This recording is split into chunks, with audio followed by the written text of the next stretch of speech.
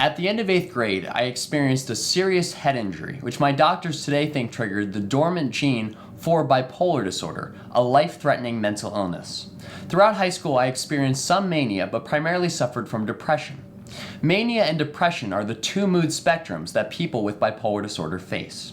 When you're depressed, it feels like the entire world changes from color to black and white. You feel sad and empty, you lose interest in pleasure, your energy is gone, you feel worthless, you feel vulnerable, and sometimes you even feel like you want to die.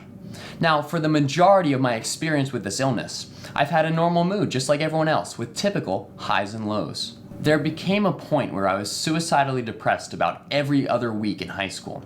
It was like there was a chemical warfare happening inside my brain. I went to one of the leading experts on bipolar disorder, and he told me I had one of the nastiest cases of the illness he's ever seen, and that he was happy I was still alive. Just kill yourself. You're worthless. You'll never get better. These were the lies that were consuming my thoughts.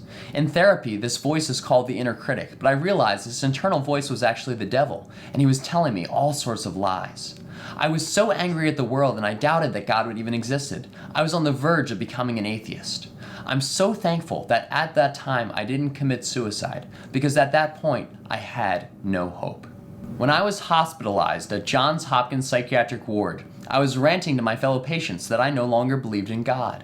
One of the patients, Lauren, she pulled me aside and she insisted that I read this book. The book was called Aha, The God Moment That Changes Everything. And I can't believe in my miserable mental state that I was able to focus and read that book. And by the grace of God, it was then that I had an aha moment. I realized God was real, something that I really knew all along, and I just didn't understand him. I wanted to dedicate my life to understanding him. Last October, I reaccepted Jesus as my personal savior, and that was the most rewarding experience of my entire life.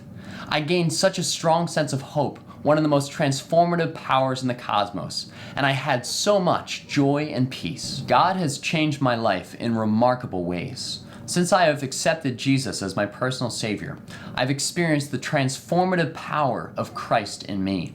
I like to think of 2 Corinthians chapter 5 verse 17 when it talks about when you belong to Christ you become a new person. The old life is gone, a new life has just begun.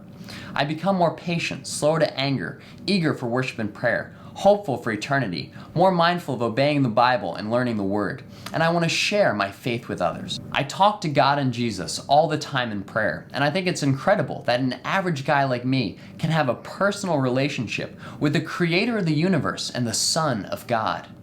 Now in times of trial, I try not to ask why me, but instead, Lord, what can I learn from this? My mantra is, it's not about me. I believe the purpose for my pain is to help others who suffer in similar ways, and I want to become a mental health advocate. I got a tattoo on my left wrist of the cross, and I look at the cross as the ultimate source of hope and healing. I look at my tattoo daily, and it's especially helpful for me to reframe my thoughts when I'm depressed. In fact, when I was suicidal, I would often think of slitting my wrist, so the cross is a permanent reminder to not act on those self-harm urges. I thought that bipolar disorder was the worst thing that ever happened to me, but recently I realized it's one of the best. There will be a day in eternity that I no longer suffer from this illness. I kept on praying that God would perform a miracle in my life, but he already has. God is on display and God is present. After all, he gave me a story to tell and an audience to tell it to. This is God's story through me.